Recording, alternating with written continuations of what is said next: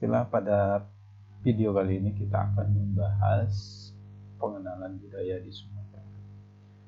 Kita akan menguraikan beberapa subtopik, yaitu yang pertama alur sebaran manusia di Pulau Sumatera, suku-suku di Pulau Sumatera, dinamika peradaban di Pulau Sumatera. Oke, langsung kita masuk ke slide pembahasan pertama, yaitu adanya kepercayaan. Seterisolisirnya masyarakat atau masyarakat pedalaman pasti sadar dan mengetahui bahwa adanya kekuatan di luar dirinya. Jadi dia sadar bahwa ada kekuatan selain dirinya, di luar dirinya. Baik itu kepercayaan atau kekuatan api, cahaya, batu, atau pohon-pohon besar.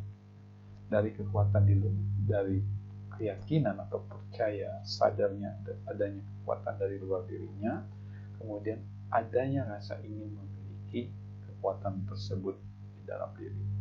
Jadi masyarakat tersebut hingga lahirnya kepercayaan dari adanya kekuatan tersebut. Lahir dari keyakinan adanya kekuatan yang lebih superior dan rasanya ingin memiliki, dan rasa ingin memiliki. Bisa itu monoteis, percaya pada satu keyakinan, atau politeis, percaya pada lebih dari satu atau dua keyakinan. Itu adalah pengaruh dari manusia. Nah, dari Tuhan berkaitan dengan kepercayaan adalah samawi, adanya kekuatan yang berkaitan dengan yang di langit, yang di atas. Adalah kekuatan tunggal yang berada di atas segalanya. Yaitu yang latar belakangi adanya kepercayaan kita, kepercayaan manusia. Nah, ini tahap peradaban manusia, teman-teman. Yang dari bawah ini individualis, berkaitan spiritual intelijen, kecerdasan spiritual, meyakini keyakinan benar salah atau ajaran agamanya, ya. Kemudian ada masyarakat agraris, ini approach intelijen atau berkaitan dengan fisiknya, dirinya, kecerdasan dirinya.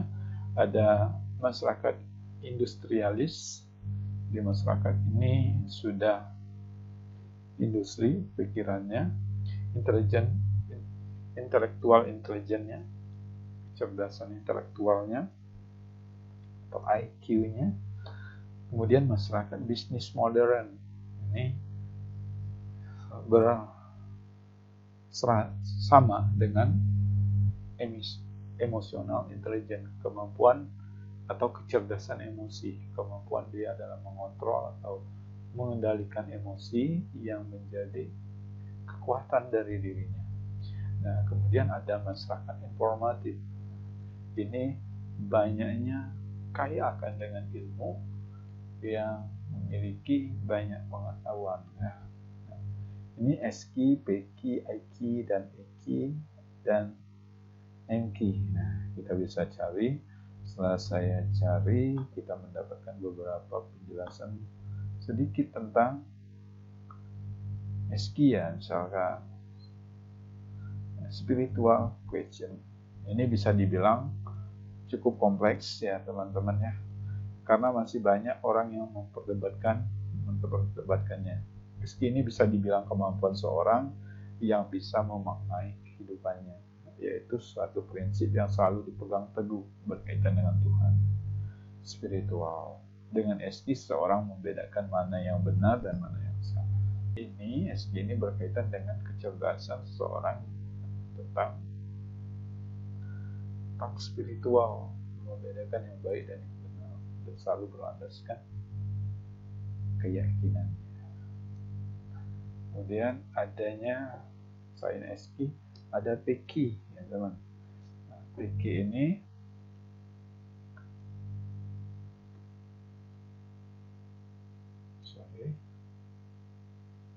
ini physical question, adalah kemampuan seorang dalam menjaga kebugaran atau kesehatan dari dirinya. dirinya sendiri. Semua orang belajar, bekerja, ataupun mencari kesuksesan dalam hidup pasti tidaklah mudah ya. Mereka harus bekerja keras untuk mendapatkan apa yang mereka mau. Nah, oleh karena itu, untuk menjaga kesehatan merupakan satu hal penting. Dengan tubuh yang sehat, kita bisa melakukan aktivitas yang lancar. Kita semua pasti pernah mendengarkan kutipan Romawi, mens sana in corpore sano, yaitu di dalam tubuh yang kuat terdapat jiwa yang sehat. Dengan tubuh yang sehat, maka badan, otak, pikiran akan ikut sehat. Ya. Kemudian berkaitan dengan bersih dirinya. Kemudian masyarakat ini industrialis, berkaitan dengan intelektual, intelijen, kecerdasan intelektualnya.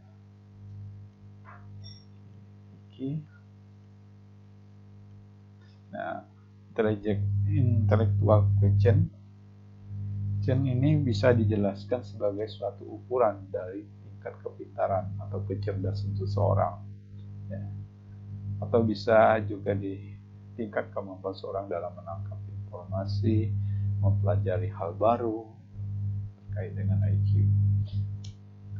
Dari satu situs yang kita ini baca, terdapat berbagai macam kecerdasan, yaitu kecerdasan verbal, kecerdasan visual, kecerdasan musik, kecerdasan matematis, interpersonal, intrapersonal, dan kecerdasan intrapersonal yang terkait dengan IQ.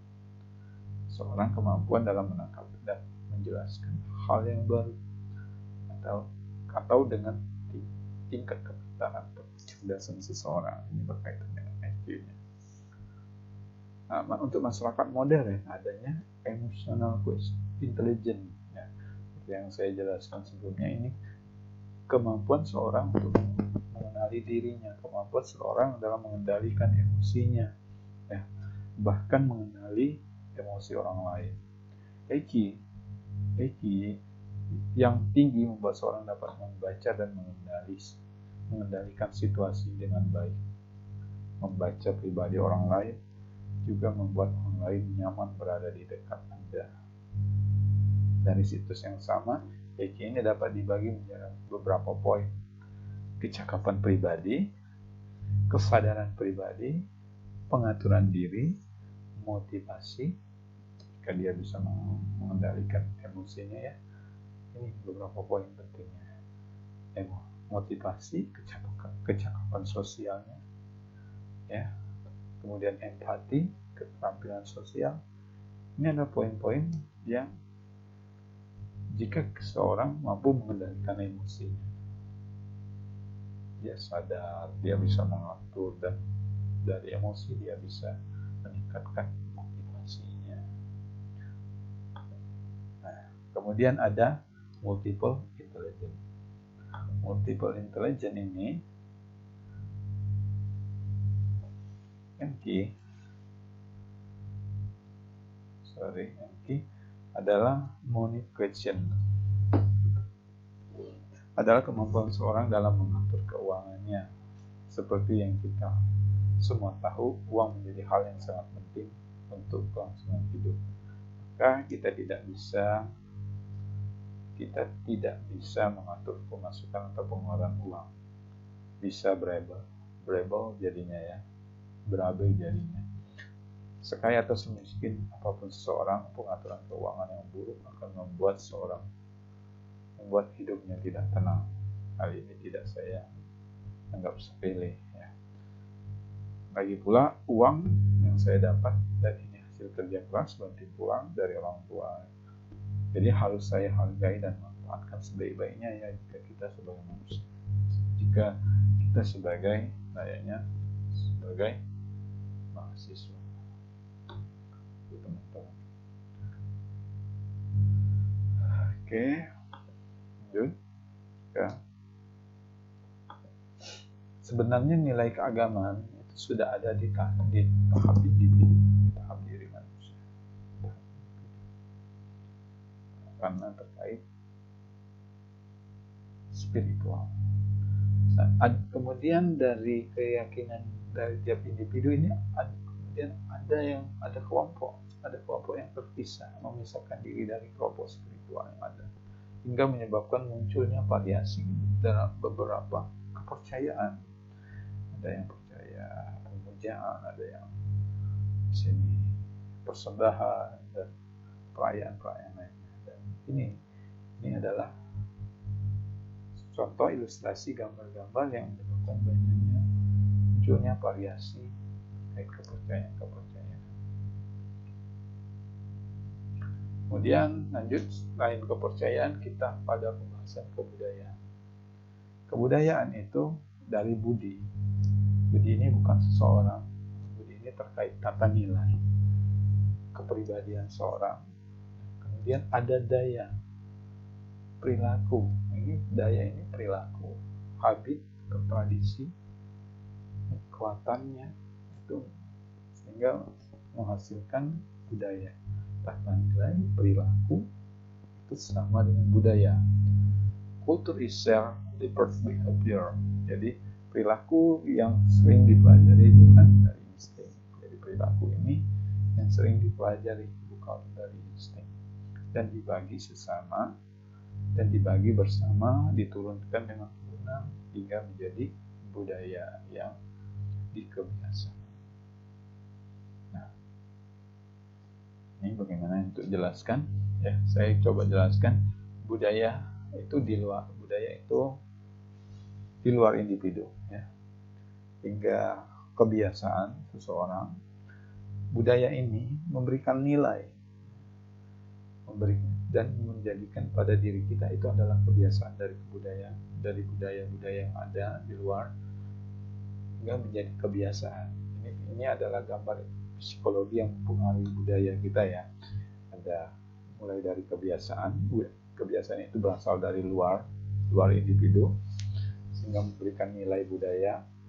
Kemudian dari dalam diri, budaya di dalam individu itu adalah saling tergantung, ada kemandirian, sehingga budaya dan kepribadian seorang itu mengimbangi. Nah, inilah yang mempengaruhi kebudayaan dari individu tersebut, di dalam dirinya dan ada dari luar dirinya.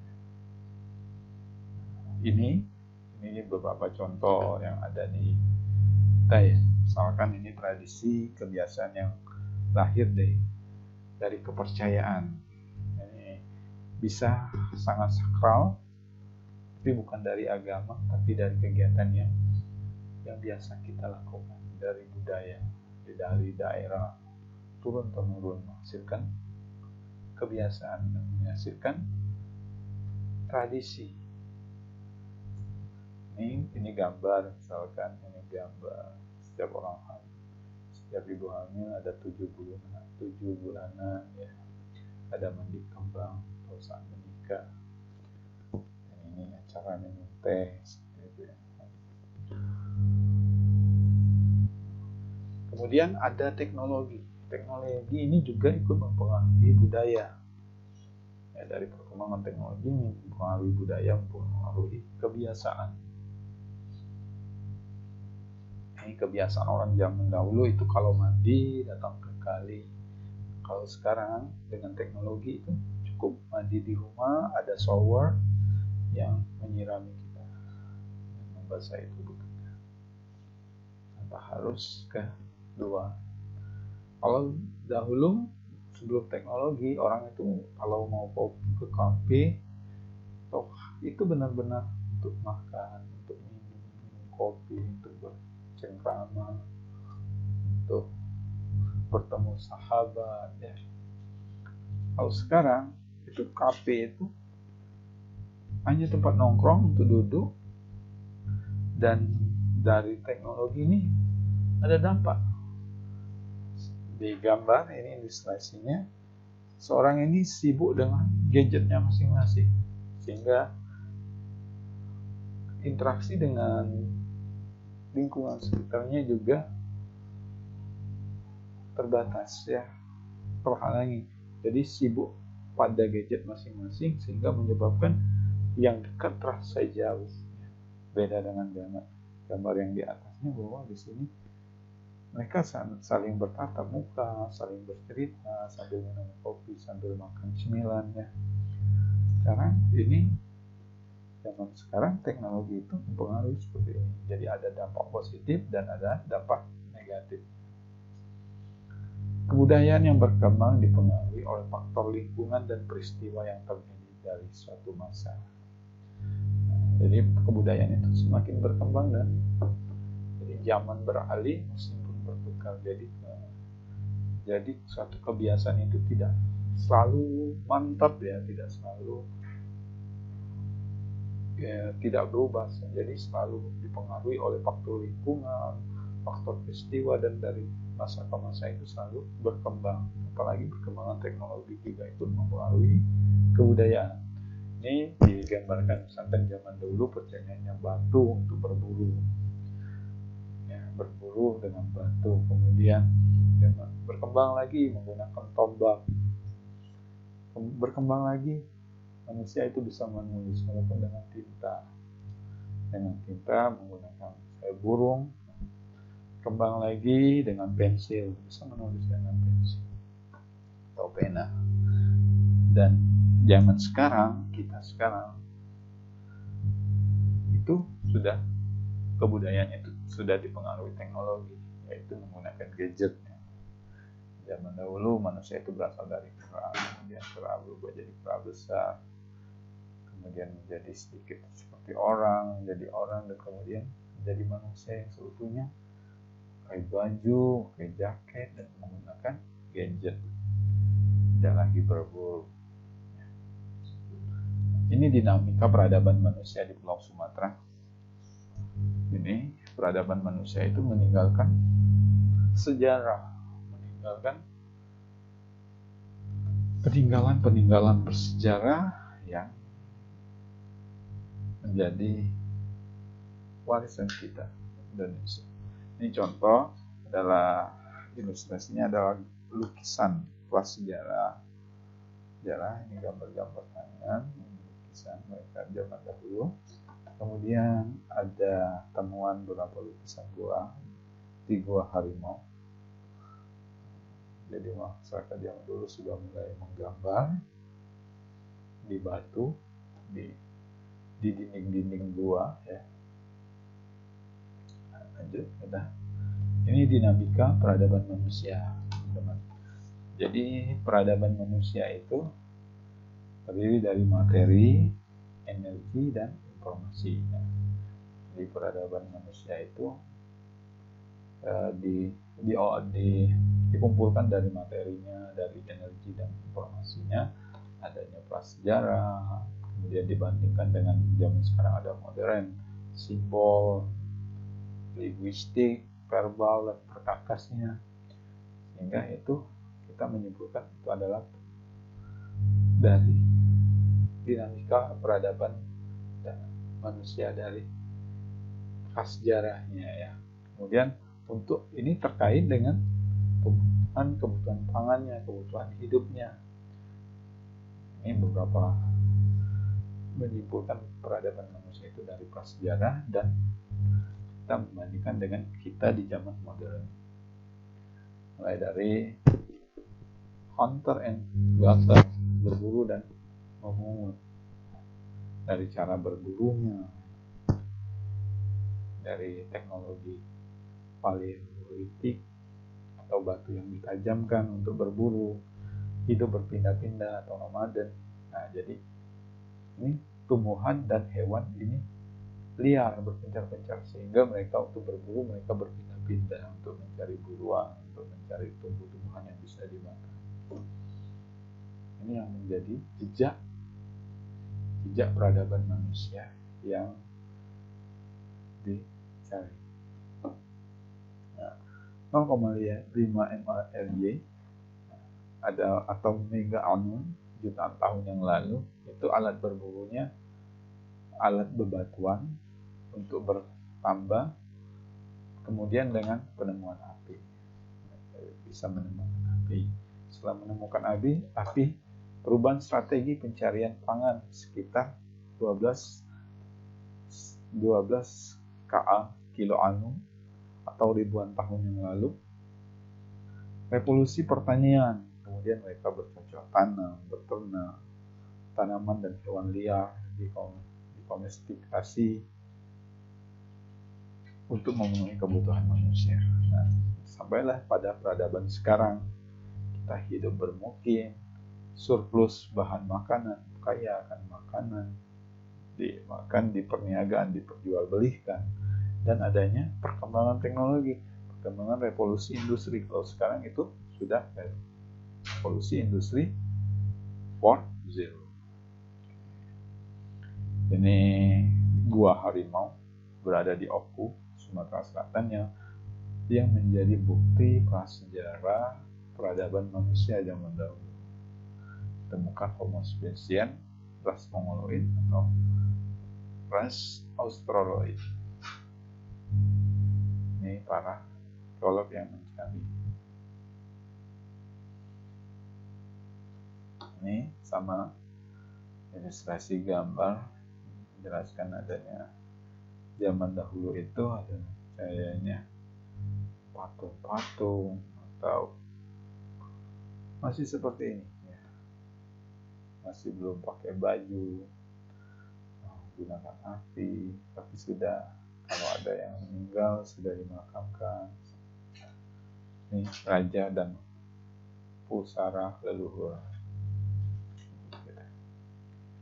Sumatrali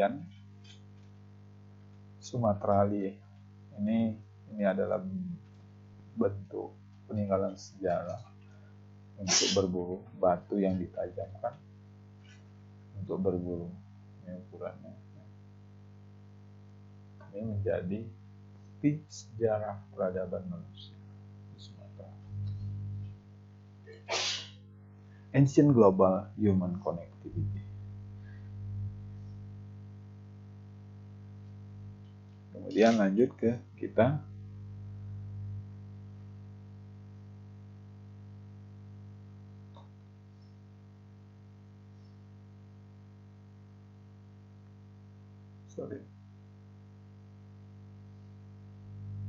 konektivitas atau koneksi manusia zaman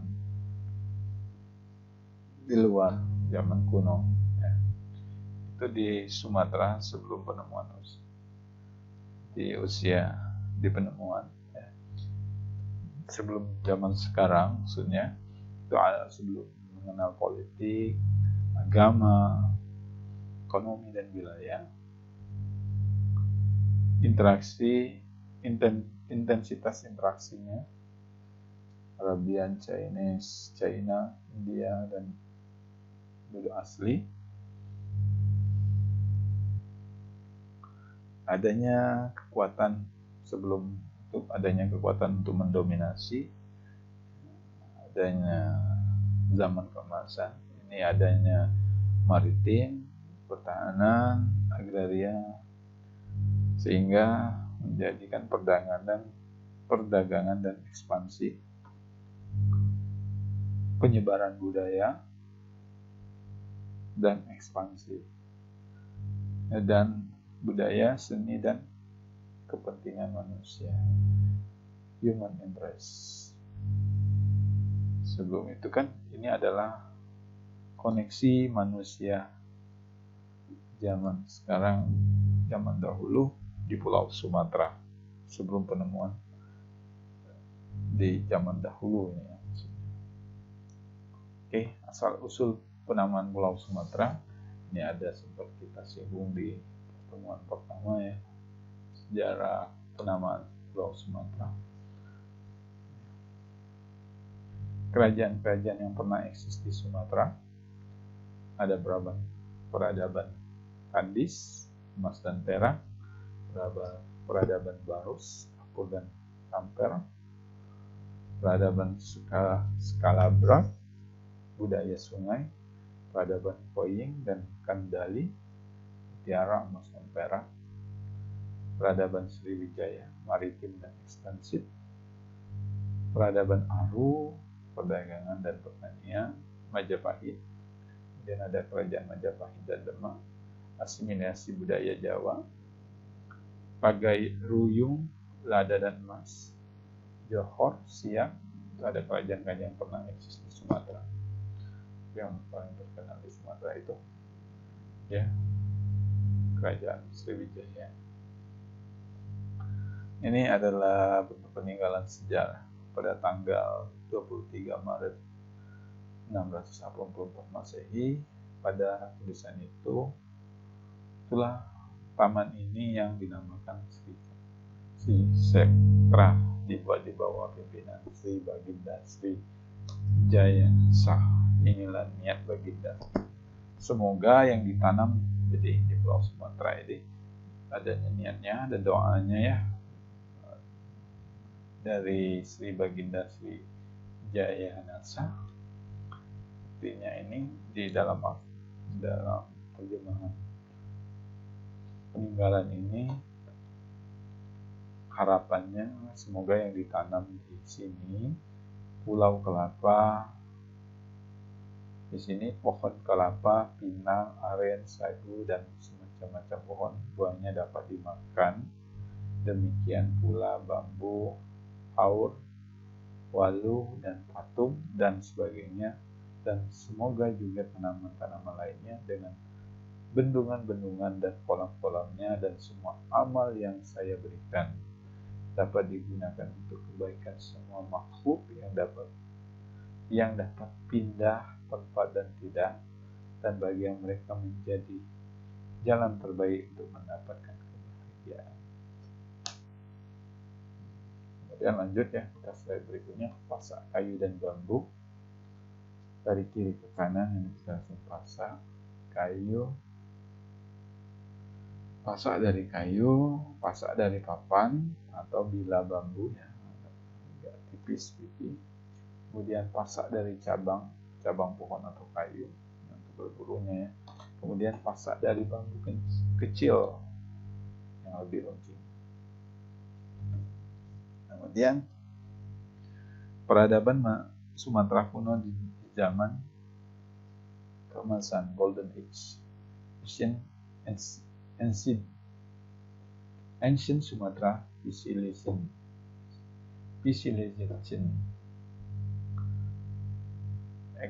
economical, environmental, sosial, dan kultur.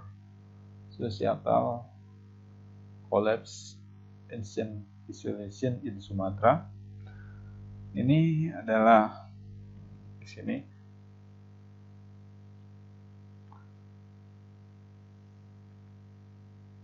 ekonomi, lingkungan, sosial, dan budayanya.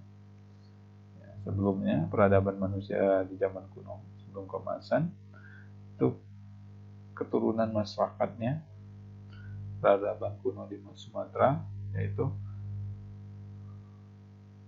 mengetahui kayak adanya bencana alam, natural disaster, civil war, adanya perang persaudaraan, konflik agama, sudah lama ya ada ya, berarti adanya pemberontakan, ancient global economic collapses, atau runtuhnya ekonomi global di zaman kuno global, invasi kerajaan lainnya. Nah, di colonial invasion itu kurangnya dalam sains dan teknologi. Ini yang menyebabkan peradaban kuno belum masuk ke Golden Age di zaman keemasan. Latar belakang budaya di Sumatera itu adanya kultur atau budaya, seni dan minat manusia, art and human interest di Sumatera. Nah, jadi dari sini ada dari generasi ke generasi ya, actually from generation to generation. Nah, adanya perumahan, kemudian digambarkan dengan arsitektur rumah panggung ya, kemudian struktur berbasis kayu, wood struktur, carving and gable roof tipe atau struktur berbasis carvingnya ke kayu, Kemudian tiang dan pasaknya melengkung grupnya. Kemudian ada tiang dan pasak yang saling berkaitan, joint. Kemudian kostum dari rumahnya, kostumnya ini warna, mulai dari warnanya yang cerah, keemasan, goldish, full body, complete, atau seluruh tubuhnya tertutup, seluruh kostum dan badannya ditutup, nggak seperti zaman dulu ya. Nah, kemudian personal weapon ini untuk berburunya ya, untuk berburunya.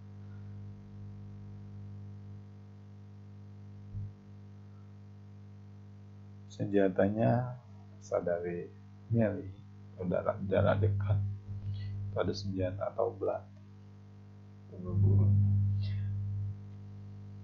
Tapi kemudian kulinernya itu masyarakat kita cenderung pedas dan suka daging dan suka ikan, niti dan fishing. Itu tradisionalnya masyarakat Sumatera, di Sumatera itu percaya akan nilai budaya, masih ada sikap, attitudes, dan cara berpikirnya itu berbeda dengan pulau-pulau yang lain. Kemudian cara bertindak, ada bandingnya kalau masyarakat Sumatera itu punya ciri khasnya, atau cenderung orang-orang menilainya kasar, berbicaranya keras, seperti itu. Itu kultur atau kebiasaan manusia ada di Sumatera. Suku-suku di Pulau Sumatera, suku Aceh, suku Alas, suku Devayan, suku Gayo, suku Haloban, suku Guet, suku Lekon, suku Pakpak, suku Sugalai, suku Singkil, suku Tamia, suku Minangkabau di Aceh, suku Anil Jami, gambarnya, suku Devayan, suku Aceh Gayo, suku Anil Jami, suku-suku yang ada di Aceh, suku-suku di Sumatera yang berada di Pulau Sumatera yang ada di Aceh. Suku di Sumatera Utara itu yang paling terkenal itu suku Batak. Suku Batak itu ada Angkola, suku Batak Karo, suku Batak Mandaling, suku Batak Pakpak, suku Batak Simalungun, suku Batak Toba. Toba juga ada suku Batak Minangkabau, suku Batak Melayu, suku Nias. Nah, suku yang ada di Sumatera Utara. Jadi kaya ya, kaya kan suku. Kemudian suku di Sumatera Barat, Riau dan Jambi. Ada suku Minangkabau, suku Sakai, suku Talang Makmak, suku Kerinci, suku Kubu. Kemudian suku yang kedua, suku Melayu, suku Mentawai, suku Bonai. Itu suku di Pulau Sumatera. Suku di Kepulauan Sumatera Barat dan Riau dan Jambi. Nah, sedangkan suku di Kepulauan Riau banyak lagi nih. Suku Melayu, suku Laut, orang Laos, atau orang Sampan yang hidup di sungai ya, tinggal dan bermukimnya di sungai, itu disebut suku Laut. Orang Barok, orang Betram, Kuna, tidak ada. Orang Beluang, orang Bulang, orang Galang, Kuna, orang Kanak, orang Ladi, Kuna juga. Orang Laut Kapir sekarang menetap di Thailand. Orang Laut Kapir, orang Mantang, orang Nepar, itu sudah punah. Orang Maro itu juga sudah punah.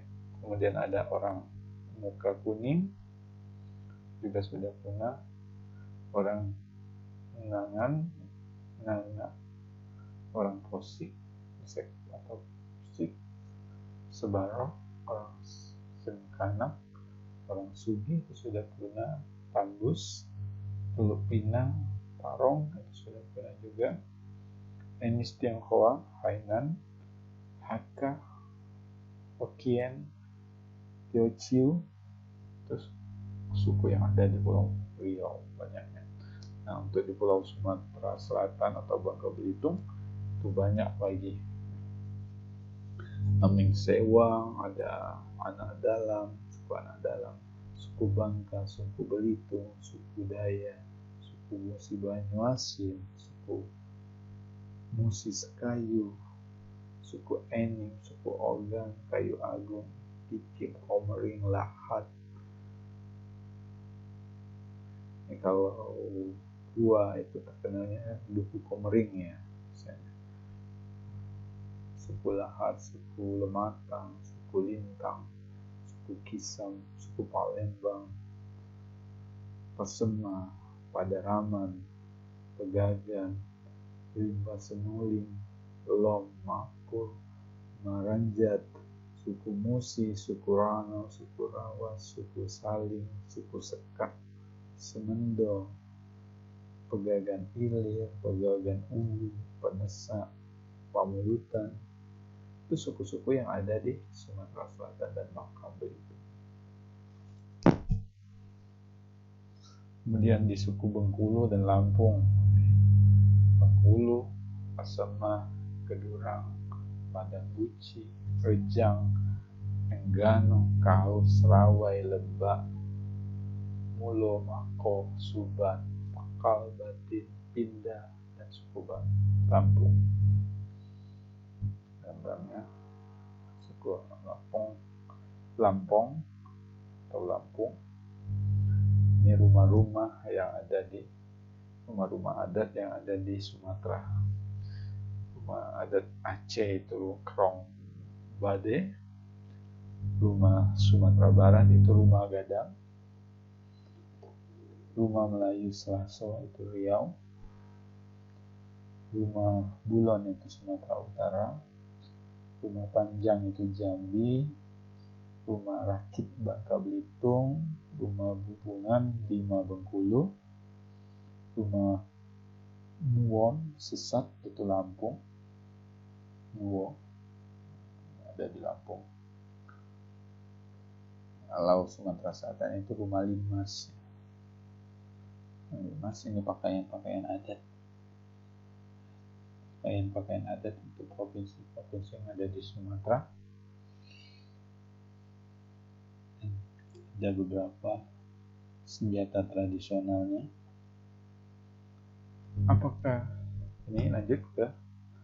Apakah aku ini keluarnya berasal dari susu kerbau, hasil fermentasi, kemudian adanya bambu. Yang jadi pertanyaan, apakah ini adalah hasil atau ciri khas yang ada atau kuliner yang ada di Sumatera? Nah, jadi ini bisa dibuatkan dengan daging, aseman, tempoyak dari fermentasi. Tempoyak ini hasil duren yang difermentasi. Kemudian ada makanan Padang, ada tempe, ada mie, kemudian ikan yang diasam. Seperti ini. Nah, lanjut ke tugas teman-teman. Teman-teman diminta untuk cari rumah adat provinsi. Ada 10 provinsi yang ada di Sumatera. Dan tentunya rumah adat ini punya filosofinya, teman-teman. Rumah adat ini punya filosofinya. Kemudian jelaskan filosofi yang ada di rumah tersebut. Jadi masing-masing orang, masing-masing mahasiswa, individu itu sesuai dengan absennya, nomor digit akhir absennya itu misalkan 3, dia akan mencari tentang Sumatera Barat. Sumatera Barat mulai dari mencari adat, rumah adat, menjelaskan, kemudian yang kedua mencari pakaian adat.